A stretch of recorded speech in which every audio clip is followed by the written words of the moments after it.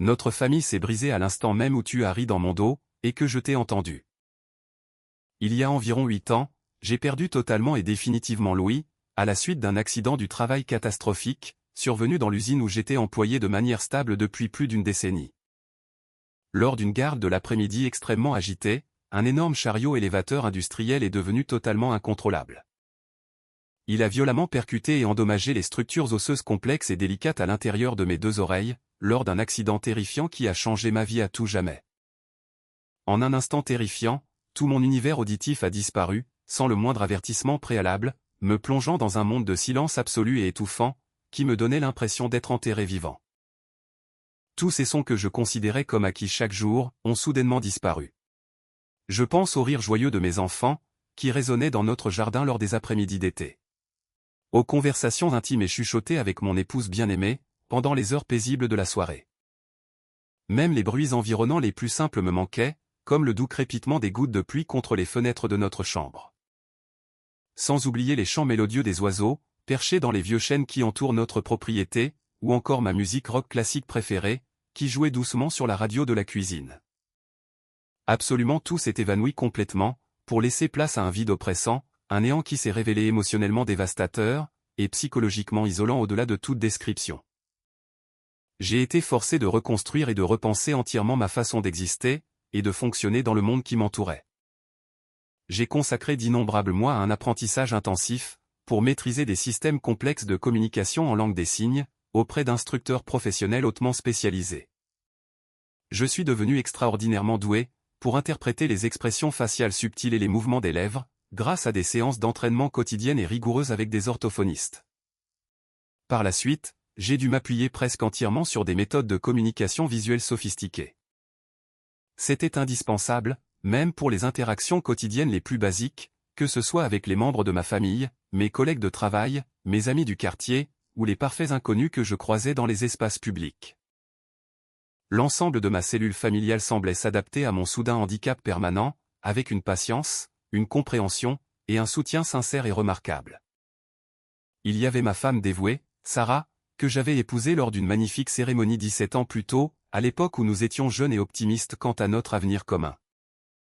Il y avait aussi mon fils adolescent, Marcus, qui entamait tout juste ses années de lycée, une période difficile avec toutes ses complications sociales et ses pressions scolaires. Enfin, ma fille Jessica, qui commençait sa délicate transition vers le collège, avec son propre lot de défis liés à l'adolescence. Tous semblaient faire preuve d'un comportement véritablement encourageant.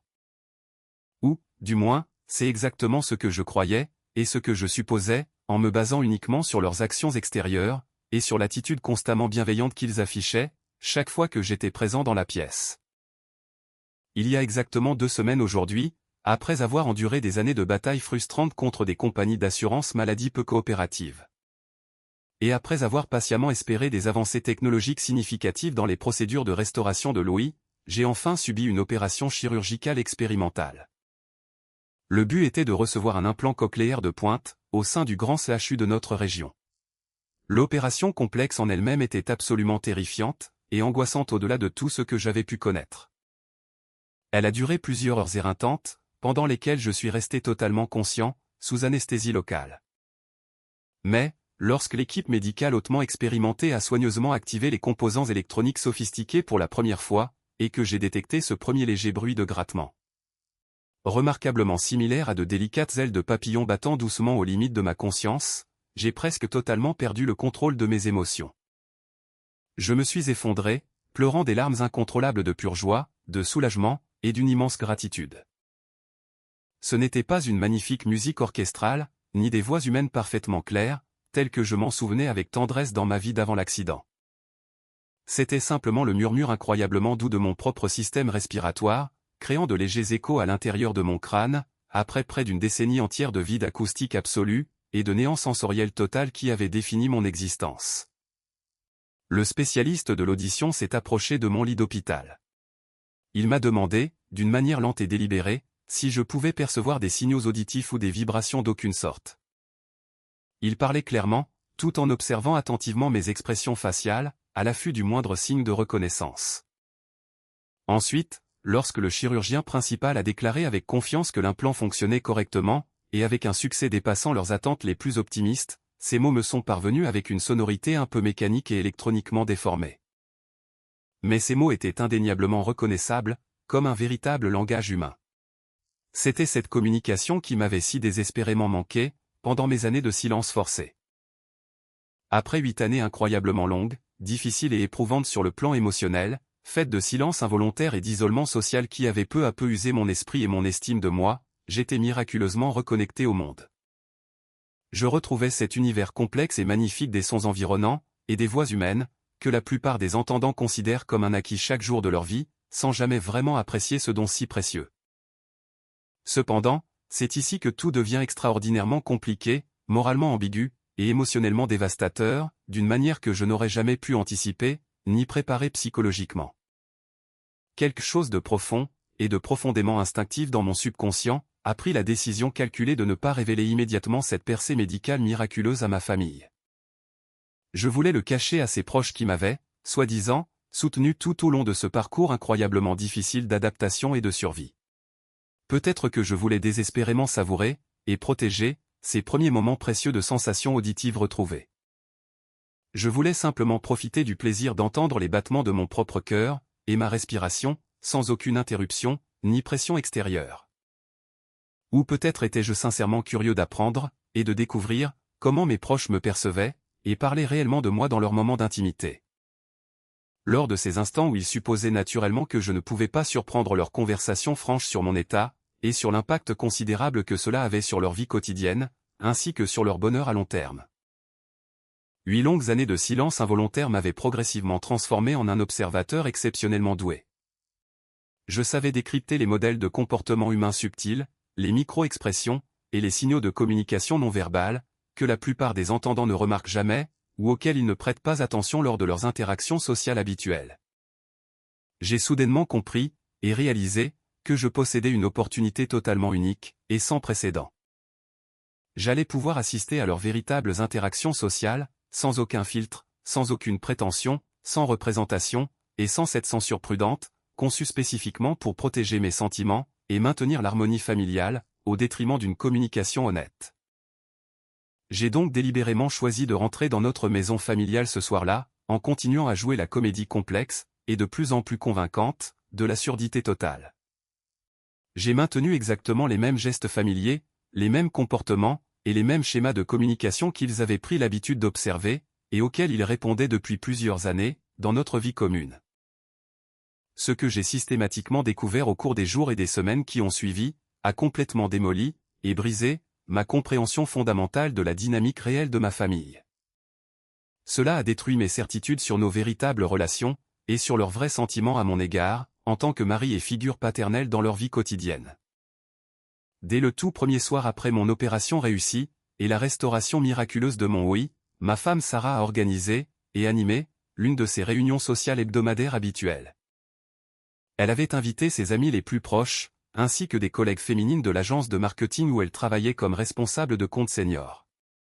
Je me suis positionné, avec soin et de manière stratégique, près de l'entrée de notre cuisine. Je faisais semblant de fouiller parmi divers articles rangés dans notre grand garde-manger, tout en écoutant attentivement leurs conversations. Leurs voix coulaient librement depuis le salon adjacent, où elles s'étaient réunies autour de verres de vin et d'amuse-gueule. C'est précisément à cet instant que j'ai clairement entendu l'une de ses compagnes de longue date, déclarer avec audace, avec une pitié et une sympathie évidente dans la voix, c'est pratiquement une sainte vivante. Honnêtement et véritablement.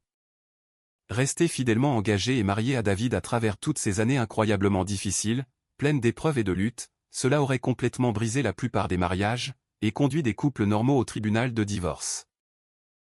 Une autre amie proche a répondu, avec un ton de conspiration délibérément bas, rempli de sympathie sincère et d'une préoccupation touchante pour le bien-être émotionnel de Sarah, je n'arrive tout simplement pas à concevoir, ou à imaginer, être marié à quelqu'un qui ne peut même pas t'entendre exprimer ton affection, ton amour, et ton intimité émotionnelle au quotidien, comme le font les couples normaux. Toute cette situation doit donner l'impression d'un isolement émotionnel total, d'un abandon, et d'une solitude qui pousserait la plupart des gens à chercher du réconfort et de la validation ailleurs, en dehors de leur mariage. Le coup le plus absolument dévastateur, celui qui m'a broyé le cœur et détruit l'âme, est venue directement de la bouche et des lèvres de Sarah. Alors qu'elle répondait aux commentaires compatissants de ses amis avec une désinvolture choquante, elle a laissé échapper un rire dur, amer et froid. Cela sonnait exactement comme du verre brisé se fracassant contre du béton.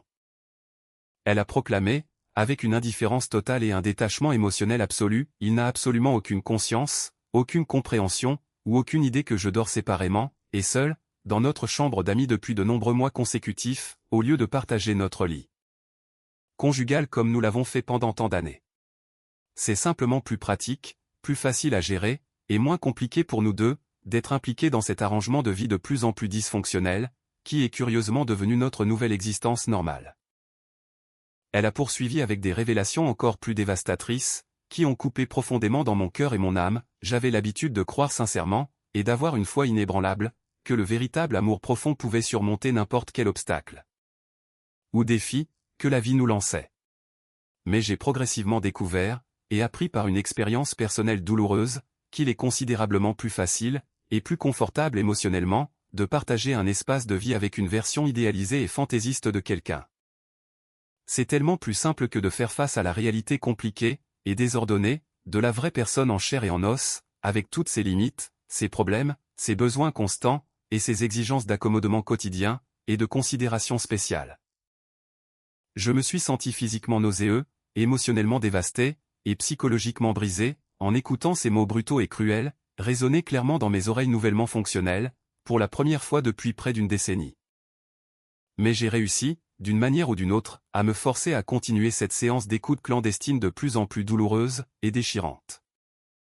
Cette écoute révélait systématiquement la dure vérité sur mon mariage, et sur mes relations familiales, auxquelles j'avais été complètement aveugle pendant mes années de surdité. Au cours des jours et des semaines qui ont suivi cette révélation initiale dévastatrice, j'ai systématiquement rassemblé, et soigneusement documenté, un vaste catalogue de découvertes profondément blessantes. J'ai découvert leurs sentiments authentiques, et leurs véritables attitudes, à l'égard de ma présence et de mon existence continue dans leur vie quotidienne. Mon fils Marcus s'est vanté avec arrogance, et avec mépris, auprès de son ami le plus proche, lors d'une session de jeux vidéo tard dans la nuit, dans sa chambre. Il a dit que j'étais, fondamentalement, comme un vieux meuble cassé que personne ne veut jeter, mais qui occupe juste de l'espace, sans aucune véritable raison d'être, ni fonction significative dans la maison. Il ne peut même pas élever la voix pour nous discipliner, ou nous corriger, quand nous nous comportons mal, ou quand nous enfreignons d'importantes règles de la maison. Il ne peut littéralement pas s'entendre parler assez fort, pour imposer le respect ou l'autorité. Ma fille Jessica s'est confiée en privé à quelqu'un au téléphone, lors de ce qu'elle croyait être une conversation totalement intime et confidentielle dans sa chambre. Elle disait que j'étais comparable à un fantôme marchant et respirant, qui errait sans but dans notre maison. Elle affirmait que je reconnaissais à peine leur existence, ou leur présence, lorsqu'ils rentraient à la maison après des activités scolaires, des événements sociaux avec des amis, ou des sorties le week-end avec leurs camarades de classe, et leur groupe de pairs du quartier. Chaque remarque cinglante, méprisante et intentionnellement cruelle, ressemblait à une blessure physique causée par un couteau, poignardant directement mon cœur et mon âme. Mais, d'une manière ou d'une autre, j'ai persévéré. J'ai continué à documenter systématiquement leurs sentiments authentiques, et leurs véritables opinions sur ma présence, et sur mon rôle continu dans leur vie quotidienne, ainsi que dans la dynamique familiale. La douleur émotionnelle était parfois presque insupportable, et menaçait de submerger mes défenses psychologiques. Mais je savais que j'avais besoin de comprendre toute l'étendue de la façon dont ils me voyaient réellement. Je devais savoir ce qu'ils disaient, lorsqu'ils pensaient que je ne pouvais pas entendre leurs opinions honnêtes, ni leurs discussions privées sur mon handicap, et sur son impact significatif sur leur liberté personnelle, leur vie sociale, et leur bonheur global en tant qu'individu. J'ai commencé à tenir un journal écrit détaillé, répertoriant chaque conversation que je réussissais à surprendre. J'y notais chaque blague cruelle faite à mes dépens lors des réunions de famille, chaque commentaire méprisant sur mes limites physiques, et le fardeau substantiel que je représentais apparemment dans leur vie, et dans leurs projets futurs. Le point de rupture absolu et final, le véritable moment de vérité, est arrivé lorsque j'ai accidentellement intercepté la conversation téléphonique extrêmement privée et intime de Sarah.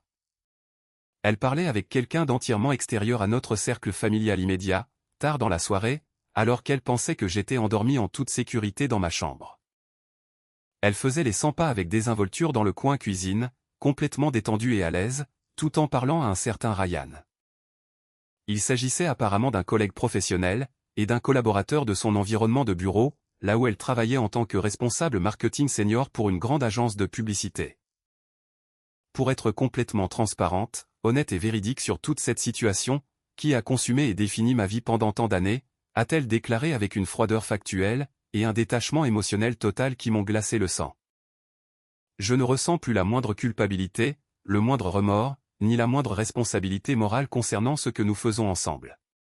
Il ne remarque jamais, n'enregistre jamais, et ne reconnaît jamais quand je suis physiquement absente de la maison pendant les soirées, ou les week-ends. Surtout quand je lui dis que je travaille tard au bureau, ou que j'assiste à des conférences obligatoires dans d'autres villes, pour des présentations importantes à des clients. Elle a poursuivi avec une honnêteté dévastatrice, je suis impliqué de manière romantique et sexuelle avec Ryan depuis plusieurs mois consécutifs maintenant, et c'est absolument merveilleux, et émotionnellement libérateur. D'une manière que j'avais complètement oubliée. D'être possible entre deux personnes. Au moins, il fait vraiment attention quand je communique avec lui. Il accorde une véritable valeur à ce que j'ai à dire. Au lieu de simplement hocher poliment la tête en faisant semblant de comprendre, comme le fait David avec son regard vide et ses réponses creuses, qui me donnent l'impression d'être invisible. Ma propre femme, la femme que j'avais aimée complètement, et à qui j'avais fait confiance avec tout mon cœur et toute mon âme pendant plus de 17 ans de mariage. À travers les bons et les mauvais moments, les grands changements de vie et les petits défis quotidiens, menait une véritable liaison extra-conjugale dans mon dos, avec un collègue de travail. Et elle ne ressentait absolument aucune responsabilité morale, ni aucune obligation éthique. Tout simplement parce qu'elle supposait, à tort, que je restais complètement inconscient de sa trahison systématique, et de sa tromperie délibérée qui durait depuis des mois. La révélation m'a frappé comme un train lancé à pleine vitesse. J'ai dû m'agripper fermement au plan de travail de notre cuisine, avec mes deux mains, pour ne pas m'effondrer sous le poids écrasant de cette connaissance dévastatrice, mon mariage entier était devenu un mensonge complet. J'ai consacré plusieurs jours, et semaines supplémentaires, à rassembler des preuves encore plus concrètes, et des documents légaux de leur tromperie multiforme, et de la trahison de ma confiance. J'ai même enregistré secrètement certaines de leurs conversations les plus dommageables, et les plus accablantes sur le plan juridique, en utilisant l'application d'enregistrement vocal de mon smartphone. J'ai immédiatement contacté mon ancien conseiller juridique, un avocat expérimenté, pour mettre en place des mesures de protection pour mes actifs financiers. J'ai voulu réviser complètement mes documents de planification successorale, et mes dispositions en matière de bénéficiaires, pour protéger mes intérêts à long terme, ainsi que ceux de mes enfants, contre toute exploitation financière future. L'audit financier complet qu'il a mené, et terminé, a révélé des informations absolument choquantes, qui m'ont laissé sous le choc de l'incrédulité et de la colère. Sarah avait systématiquement détourné, et volé de l'argent de nos comptes bancaires conjoints sur plusieurs années. Elle avait obtenu de multiples prêts, et lignes de crédit non autorisées, en utilisant mes informations personnelles et mon numéro de sécurité sociale sans mon accord, ni mon consentement écrit. Elle avait même complètement vidé, et épuisé, le fonds d'épargne pour les études supérieures de Jessica. C'était un compte que nous avions constitué sur de nombreuses années, grâce à une planification financière prudente, des sacrifices personnels, et des habitudes d'épargne disciplinées. Pendant 8 longues années, il y avait eu un modèle constant et intentionnel de trahison financière. Chaque mouvement était soigneusement caché, mais a ensuite été exposé dans les relevés bancaires, les journaux de transactions, et les registres officiels. Ces documents racontaient l'histoire claire d'une fraude, menée à bien pour son seul bénéfice, tout en volant ma famille, et en détruisant les chances de nos enfants d'avoir un avenir sûr. Le total de ce qu'elle a volé, et détourné, s'élevait à plus de 85 000 €. Cet argent était destiné aux études universitaires de nos enfants, aux économies à long terme de notre famille, et à la stabilité de notre retraite. Avec le temps, guidé par mon avocat, et après avoir pesé chaque option, j'ai su qu'il était enfin temps de mettre fin à la comédie, et de détruire la fausse image qu'elle s'était construite. J'ai choisi d'organiser un dîner de famille formel, un grand événement qui ressemblerait à une célébration, mais qui servirait de scène pour révéler la vérité. J'ai fait imprimer de belles invitations avec une calligraphie élégante, et je les ai envoyées à chaque membre de la famille, y compris à Ryan. Je l'ai invité sous le faux prétexte d'être le précieux mentor de Sarah, et son collègue, un nom qu'elle avait si souvent mentionné ces derniers mois, à chaque fois qu'elle parlait de son travail. J'ai consacré d'innombrables heures à préparer le cadre de la soirée. Notre salle à manger était parée de ses plus beaux atours, des assiettes en porcelaine offertes par ma grand-mère le jour de notre mariage, des verres à vin en cristal transmis par la famille de Sarah, et l'argenterie polie qui appartenait à la mienne depuis des générations de rassemblements. J'ai ensuite consacré un week-end entier à préparer un somptueux repas de 8 plats à partir de rien. Je me suis inspiré de recettes familiales traditionnelles, soigneusement conservées et transmises par nos deux lignées. C'était une façon d'honorer l'héritage de ceux qui nous ont précédés, tout en préparant le terrain pour ce qui allait arriver. Une fois que tous les invités se sont rassemblés, et ont pris place autour de notre grande table à manger en acajou, l'ambiance était palpable. Sarah se tortillait nerveusement, clairement déstabilisée par la formalité inhabituelle, et par cette installation trop raffinée. Ryan avait l'air de ne pas être à sa place, mal à l'aise dans ce qui était clairement un espace familial privé. Mes parents âgés étaient confus par tout ce remue-ménage, mais discrètement ravis de faire partie de ce qui semblait être un événement important. Quant à mes enfants, ils regardaient avec de grands yeux, surpris par cet arrangement somptueux, qui ressemblait plus à un grand restaurant qu'à un simple repas de famille. À cet instant précis, je me suis levé de ma chaise en bout de table. J'ai levé mon verre de vin en cristal haut dans les airs avec cérémonie, et j'ai parlé d'une voix si claire et si assurée, qu'elle a résonné à travers la pièce, comme la cloche d'une église le dimanche. Merci à tous d'avoir accepté mon invitation, et de vous joindre à moi ce soir. Ce rassemblement est en préparation depuis des mois, planifié avec le plus grand soin. Je voulais que tout le monde, notre famille, ainsi que quelques invités très importants, soyons réunis ici, pour une occasion qui va changer la façon dont nous nous percevons, et façonner l'avenir de nos relations. Les réactions ont été inoubliables. C'était un mélange de choc, d'incrédulité, de peur et de stupeur, gravé sur chaque visage. Sarah est devenue pâle en un instant, sa peau vidée de ses couleurs comme si elle avait vu un fantôme. Ryan avait l'air si malade, que j'ai cru qu'il allait vomir sur la nappe en lin fin qui recouvrait la table. Les deux enfants sont restés figés sur place, la bouche grande ouverte, complètement abasourdis, et confus par la tournure soudaine des événements. Mes parents, bien que manifestement perdus quant aux détails, observaient avec un espoir prudent. Ils ne comprenaient pas ce qui se passait, mais ils sentaient que quelque chose d'important se déroulait juste devant eux. Quelque chose qui pourrait changer le cours de notre famille, et ils savaient que cela exigerait toute leur attention, et tout leur soutien. J'ai finalement révélé la vérité, celle qui allait tout changer pour toujours. J'ai balayé les mois de mensonges, de trahison et de tromperie qui se déroulaient juste à l'intérieur de ma propre maison. Il y a 2 semaines, j'ai subi une intervention chirurgicale, et un traitement médical avancé, qui ont complètement restauré mon oui. Depuis ce jour, j'ai tranquillement écouté chaque conversation privée, chaque remarque imprudente, et chaque appel téléphonique. Ces mots ont révélé ce que vous pensiez tous vraiment de moi, et de ma place dans cette famille. Et j'en ai entendu bien plus que vous n'auriez jamais cru que je puisse savoir. D'une main ferme, j'ai sorti mon téléphone de ma poche, et j'ai appuyé sur lecture. La pièce s'est remplie du son de la voix de Sarah, enregistrée avec une clarté cristalline. On l'entendait décrire sa liaison avec Ryan, avec des détails vifs et passionnés.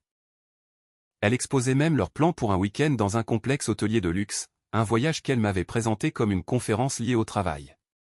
La salle à manger a plongé dans un lourd silence, le genre de silence qui rend l'air épais et étouffant. Les sanglots de Jessica ont brisé ce calme, sa voix remplie de chagrin. Ma mère a halté de choc, incapable de croire ce qu'elle entendait. Ryan a fait grincer bruyamment sa chaise contre le parquet alors qu'il essayait de quitter la pièce, désespéré d'échapper à cette tension insupportable. J'ai parlé avec un calme qui avait beaucoup plus de poids que les cris ne pourraient jamais en avoir. J'ai expliqué, étape par étape, comment j'avais entendu chaque blague cruelle prononcée à mon sujet. Chaque remarque méprisante sur mon handicap, chaque trahison de confiance qui avait eu lieu, pendant qu'ils croyaient que j'étais complètement impuissant. Pendant des années, ils pensaient que j'étais sourd à leur cruauté, mais j'avais absorbé chaque mot. Ce soir devait être une célébration de l'unité et de l'amour familial, ai-je dit avec une force croissante, ma voix devenant plus confiante à chaque phrase. Mais votre comportement a prouvé que je ne rentre plus dans la définition de la famille que vous avez choisie pour vous-même. Je veux m'assurer que vous comprenez tous comment je vois les choix que vous avez faits, et la façon dont vous m'avez traité. Pas seulement ce soir, mais sur de nombreuses années. Ensuite, j'ai posé l'audit financier complet que j'avais commandé. Page par page, il révélait le vol de Sarah, les prêts secrets contractés à mon nom, le fonds d'études supérieures vidé, et les 85 000 € qui avaient disparu de nos comptes. J'ai annoncé que les papiers de divorce avaient déjà été déposés, que Sarah avait 30 jours pour quitter la maison, et que je demandais la garde totale des enfants, sur la base de sa fraude et de son infidélité prouvée. Je me suis également tourné vers Ryan, en lui disant que le département des ressources humaines de son entreprise recevrait bientôt des copies des enregistrements. Ces enregistrements, qu'il avait réalisés pendant les heures de bureau en utilisant le matériel de l'entreprise, constituaient des preuves qui détruiraient presque certainement sa carrière. Sans élever la voix, j'ai quitté la salle à manger. Le bruit des pleurs désespérés de Sarah, et des questions en colère de ma mère, me poursuivait. Derrière moi, leur monde s'écroulait, mais pour la première fois depuis des années, je sentais que j'avais repris le contrôle du mien. Les retombées ont été rapides et brutales. Les jours qui ont suivi ont été émotionnellement épuisants, mentalement éreintants, et juridiquement bien plus complexes que je ne l'avais imaginé. Au début, Sarah a tout nié. Ensuite, elle a essayé de justifier sa liaison en blâmant mon handicap, affirmant que le poids de cette situation avait été trop lourd à porter pour elle. Mais lorsqu'elle a été confrontée aux enregistrements indéniables, et aux dossiers financiers, elle s'est effondrée et a admis la vérité. Marcus et Jessica, secoués par tout cela, ont commencé à essayer de réparer les dégâts. Marcus a créé une liste de lecture de chansons de nos voyages en voiture, et de nos vacances passées, une musique qui nous rappelait des moments plus heureux.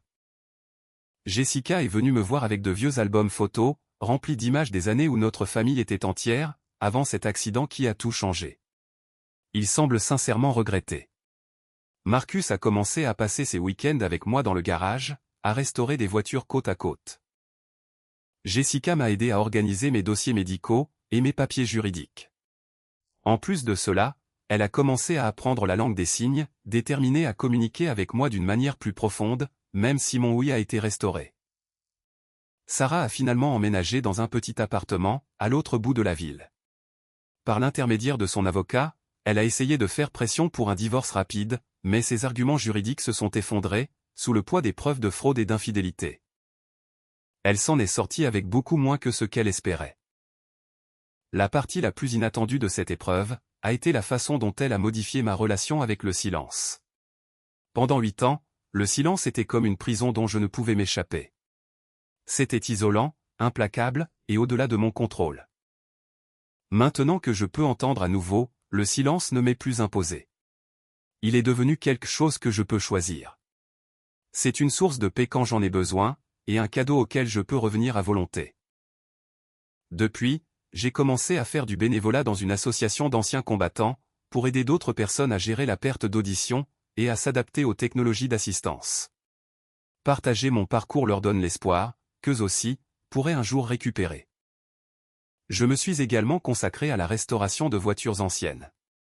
Je trouve du réconfort dans le rythme régulier des outils et des moteurs, ou en me perdant dans la musique et les podcasts, dont je n'ai pas pu profiter pendant si longtemps. Plus important encore, je reconstruis mon lien avec Marcus et Jessica. Cette fois, c'est sur des bases de respect, d'honnêteté, et d'attention sincère. Notre lien n'est plus superficiel ou tendu, il redevient réel, pièce par pièce. Et à travers tout cela, j'ai fini par comprendre quelque chose d'essentiel. La voix la plus importante que vous entendrez jamais clairement, c'est la vôtre.